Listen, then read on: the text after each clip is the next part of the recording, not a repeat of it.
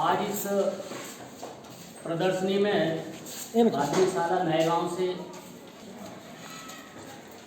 पर्यावरण विषय से संबंधित एक मॉडल तैयार किया गया है और हम सभी लोग यहाँ जो बैठे हैं पर्यावरण के संतुलन के वजह से ही हम सुरक्षित हैं और हमारी प्रकृति के जितने संसाधन हैं उनका उपभोग करने की वजह से ही हमारा जीवन संभव है, अन्यथा हमारा जीवन संभव नहीं है। हमारी पूरी प्रकृति के किसी भी एक हिस्से में कोई कमी आ जाए, ऑक्सीजन मिलना कम हो जाए तो हमारा जीवन संभव नहीं है।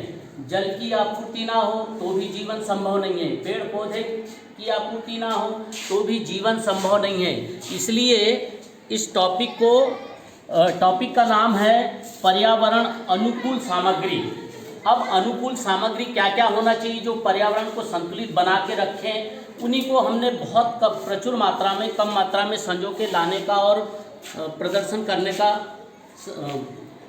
साहस जुटाया है। और हम सबसे पहले चलते हैं पृथ्वी पर। हमने एक मॉडल तैयार किए पृथ्वी का। हमें सब लोग जानते हैं कि हमारे पृथ्वी में 3 भाग जल की मात्रा है और 1 भाग पृथ्वी है, तब हमारी प्रकृति संतुलन बनाए हुए है। अब प्रकृति को अनुकूलित जीवन यापन के लिए यहाँ पर विभिन्न प्रकार के इस धरती पर जीवन करते हैं, जिसमें पहला पॉइंट आता है हमारा save tree and water. Save tree and water, पेड़ पौधों को कैसा संरक्षित करें। और हमारे प्रकृति में बहुत से अंधाधुंध कटाई चली है, पेड़ों का विनाश, जंगलों का विनाश हो रहा है, उससे हमारी पृथ्वी का संतुलन बिगड़ रहा है और अनायास बारिश होना, अनायास सूखा पड़ना, अनायास ठंडी होना, बहुत तेज हमारी पूरी प्रकृति बदल गई है। इसलिए हमें पेड़ों को बचाना है। हर व्यक्ति अगर हर वर्ष 5-5 पौधे भी लगाता है तो हमारी प्रकृति बैलेंस बना लेगी। और हरे पेड़ पौधे होने से ऐसा कहा गया है कि जहाँ घनी आबादी पेड़ों की है वहीं पर बारिश भी होती है। इसलिए पेड़ों का जरूरी है। हमारा पूरा भारत देश कृषि प्रधान देश है और कृषि पर हमारे देश की 70% जनता निर्भर करती है और हमारे भरण पोषण और जीविका चलाने के लिए अन्न की उपयोगिता होना चाहिए। इसीलिए पेड़ों का होना जरूरी है। और पानी को भी संचय करने के लिए सरकार भी विभिन्न प्रकार के प्रोजेक्ट चला रही है। पानी का संचय होना चाहिए, पानी को तालाब से, डैम से, नदी नालों में रोक के, और हम जहाँ तक हो हमारे घर पर भी उपयोग करते हैं। मान लो हम कपड़े धोते हैं तो उस पानी को बचा के और उस पानी का उपयोग, बगीचा लगाते हैं कि नहीं घर में, वहाँ भी उपयोग कर सकते हैं उस पानी का। पानी का जल है तो कल है, पानी नहीं रहेगा तो हमारा जीवन संभव नहीं है। चलो भाई अगला टॉपिक पर बात करते हैं, सेव एनिमल्स। अभी यहाँ पर हमारे सर द्वारा बताया गया था कि जंगली जानवरों का या हमारे पालतू जानवरों का भी होना बहुत जरूरी है, वह बैलेंस बना के रखते हैं। अगर हमारे जीव नहीं रहेंगे तो प्रकृति की बहुत सी चीज़ों का शोषण दोहन कैसे होगा। जैसे जंगल में शेर का होना जरूरी है। जब शेर है जंगल में तो उसके लिए, उसके भोजन के लिए कोई ना कोई दूसरा जीव होना चाहिए। नित्य उसको रोज कोई ना, हम कहानी सुने हैं कि नहीं, कि सियार और बहुत से पूरे जंगल के जानवरों ने मीटिंग किए कि अपन बारी बारी से मनमानी एक ही प्रजाति को वो शेर खा जाते हैं, तो क्यों ना हम बारी बारी से नंबर लगा के हर दिन एक एक जीव जाया जाए। सुने हैं कि नहीं हमने ये कहानी। तो इसी प्रकार हमें जंगली जानवरों का भी या पालतू जानवरों का भी होना जरूरी है। गाय का होना जरूरी है। अब गाय के लिए प्रकृति में घास होना चाहिए, चारा होना चाहिए, तब वो रहेगी। और प्रकृति में जब पानी गिरेगा तो चारा बनेगा। प्रकृति बिल्कुल एक दूसरे से नथी हुई है, एक दूसरे से जुड़ी हुई है। अगर एक तत्व भी कम हो जाता है तो हमारा जीवन और प्रकृति पर रहने वाले जीवों का रहना दूभर हो जाएगा। पंच तत्वों से हमारा पूरा शरीर भी निर्माण है, इसी तरह से हमारे पंच तत्व पूरे ब्रह्मांड में विलुप्त हैं। और पंच तत्व पता है क्या क्या है उसमें?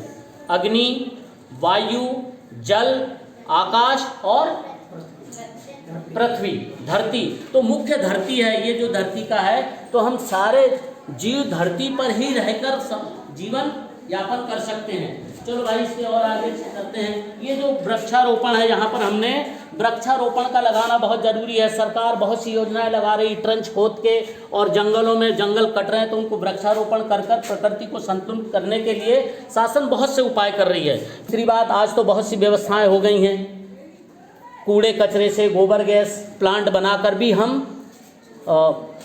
घर का भोजन पकाते हैं, गैस सिलेंडर से भी पकाते हैं, पर उससे बहुत ज़्यादा प्रदूषण होता है। इसलिए शासन ने गैसों को कचरा कूड़े से और भी अन्य तत्वों से गैस बना के उसको एक छोटे से आकार में एक गैस सिलेंडर में भर के, और हमारे घर में बहुत कम जगह लगे, लकड़ी काटेंगे एक ट्राली तो बहुत जगह लग जाएगी, उसको रखने की भी व्यवस्था मतलब सहूलियत जहाँ ज़्यादा हो सहूलियत उसको अपना करके जीवन सुलभ करना चाह रही सरकार की भी ऐसी योजना होती हैं। इसके बाद हमारे आजकल इतने ज़्यादा वाहन हो गए हैं, हर आदमी के घर में 2 या 3 वाहन रखा हुआ है, 3 आदमी हैं 5 वाहन रखे हुए हैं, और केरोसिन तेल से चलाने वाले वाहन हैं, पेट्रोल से चलाने वाले वाहन हैं, और ये वाहन जाके हमें 2 प्रकार के प्रदूषण पैदा करते हैं। एक तो बहुत खट खट की आवाज़ चलती है, आजकल हमारे उसमें वाहनों में भी प्रदूषण रहित वाहन बना रहे हैं, कोई यंत्र लगा रहे हैं, कोशिश पूरी भरपूर है, हर मानव को प्रयास करे तो हर चीज़ संभव है।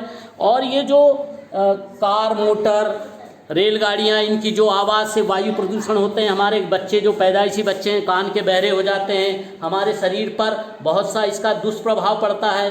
और भी ये धुआं फेंकते हैं तो इससे वायु प्रदूषित हो जाती है, और वायु से हम श्वास लेते हैं, और हमारे श्वास में हमको मात्रा काहे की अच्छी होना चाहिए, ऑक्सीजन की मात्रा, और आज जो प्रदूषण हो रहा है उसमें ऑक्सीजन की मात्रा कम मिलती है, हमें दम, श्वास, खांसी और पता नहीं त्वचा रोग भी होते हैं।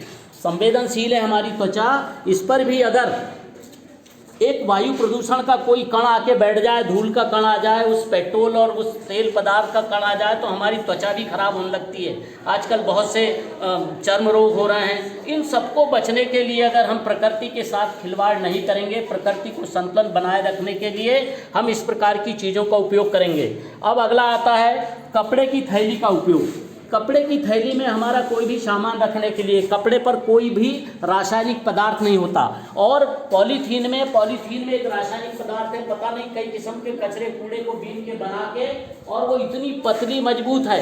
एक तो दूसरी बात यह है कि उसका उपयोग करने के बाद हम कहीं खेत खलियान कहीं फेंक देते हैं तो वो कभी गलती नहीं है, बहुत लंबे अरसे तक वो बनी रहती है, और हमारी मिट्टी जो है वो उपजाऊ से वंचित रह जाती है, उस पर फसल उत्पन्न नहीं होती। आप पॉलीथीन में कोई पौधा लगा के देख लो, एक निश्चित मिट्टी अगर मिलेगी तो पौधा बनेगा, अन्यथा वो मर जाएगा, वो पौधा सूख जाएगा। इसलिए हमें कपड़े के थैले का उपयोग करना चाहिए। हमारी सरकार ने बहुत से नियम लगाई कि भाई पॉलीथीन का उपयोग ना करें, दुकानों में बैन लगाए, पर हम इतने आदी हो गए कि हर चीज़, भोजन भी, चाय भी आजकल सब पॉलीथीन में ला रहे हैं हम लोग, पैकिंग हर पॉलीथीन में कर रहे हैं, उससे भी कोई ना कोई रासायनिक तत्व मिलकर और हमारे शरीर में जाता है और हमें उसका दुष्प्रभाव झेलना पड़ता है।